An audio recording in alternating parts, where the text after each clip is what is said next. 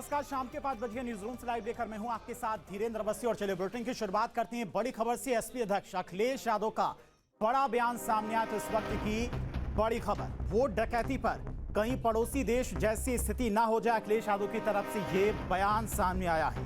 Vote की डकैती होगी तो जनता भी सड़क पर दिखाई देगी। यूपी में सभी विभागों में लूट मची है।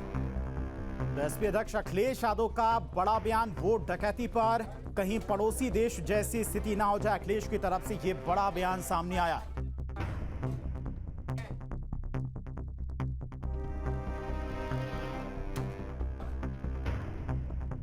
और इसी खबर पर हमसे बातचीत करने के लिए बीजेपी विधायक नंद किशोर गुर्जर हमारे साथ जुड़ गए हैं।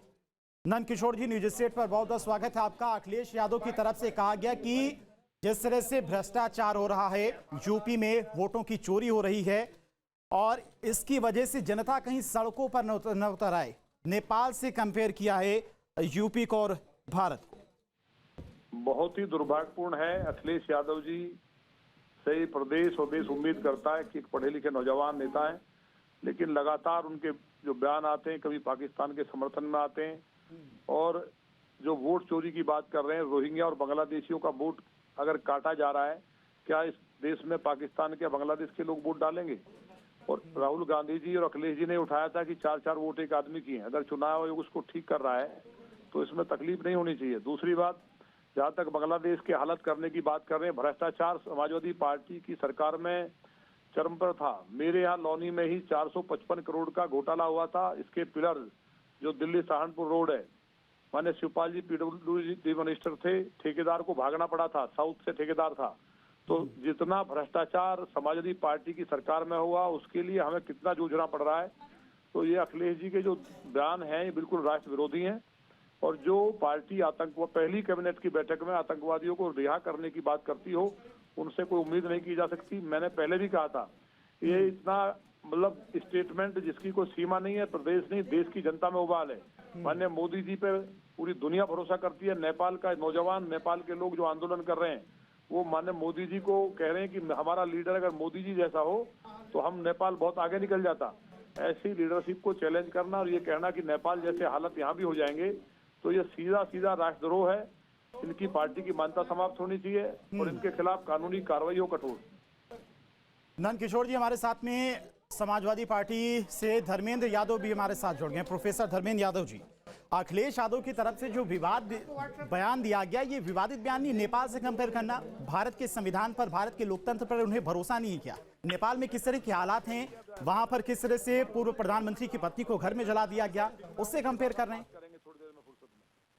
पूरे देश को भारतीय जनता पार्टी के नेतृत्व में भरोसा नहीं है, पहली बात तो ये है। दूसरी बात, अभी जो भारतीय जनता पार्टी प्रवक्ता कह रहे थे, जिस तरह से संवैधानिक संस्थाओं का दुरुपयोग भारतीय जनता पार्टी कर रही है, वो लोकतंत्र को खत्म करने की तरफ बढ़ रही है। और नेपाल में भी लोकतंत्र खत्म होने की कगार पे था। तो लोकतंत्र को खत्म करने की तुलना करी जा रही थी भारतीय जनता पार्टी की कार्यशैली से। तो ये चिंता का विषय है, देश के लिए भी है, लोकतंत्र के लिए भी, संविधान के लिए भी है और देश के हर एक नागरिक के लिए भी है।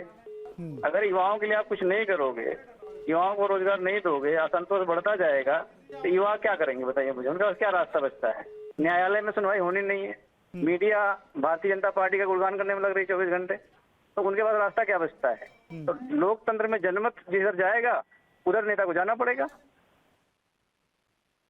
नहीं, आपकी नजर में लोकतंत्र खत्म क्या होता है? यहाँ पर आप लोकतंत्र खत्म तब होता है जब, सुनिए, लोकतंत्र खत्म शिकायत कर सकते हैं, कोर्ट में जा अब रुकिए ना, अब रुकिए ना।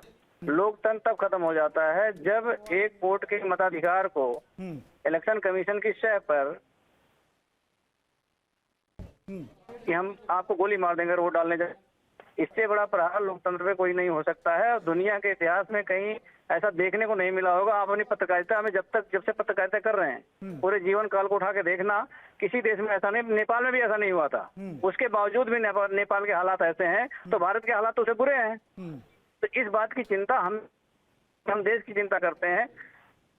नहीं, अखिलेश यादव जिस तरह से किसी चिंता करती है, अपने टीआरपी की करती है।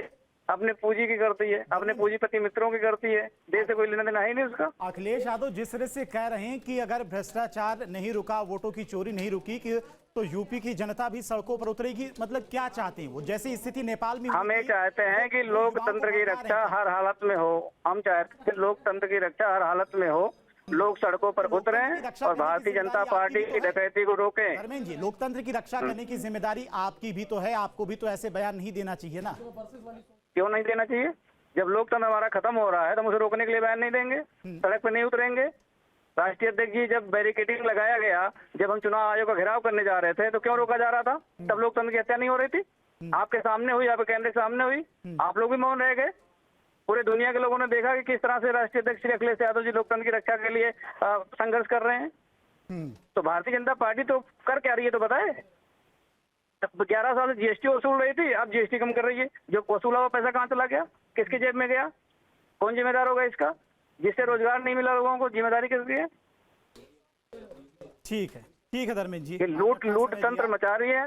बहुत बहुत शुक्रिया धर्मेंद्र जी आपका। तो अखिलेश यादव की तरफ से ये बयान सामने आया कि जिस तरह से यूपी में सभी विभागों में लूट मची हुई है और वोटों की डकैती हो रही है, उससे जनता भी सड़क पर दिखाई देगी। अखिलेश यादव ने क्या कुछ कहा, एक बार फिर से आपको सुनाते हैं। कि वोट की डकैती होगी तो हो सकता है जो आसपास के देशों में जनता सड़कों पे दिखाई दी, हो सकता है जनता भी सड़क पर दिखाई दे।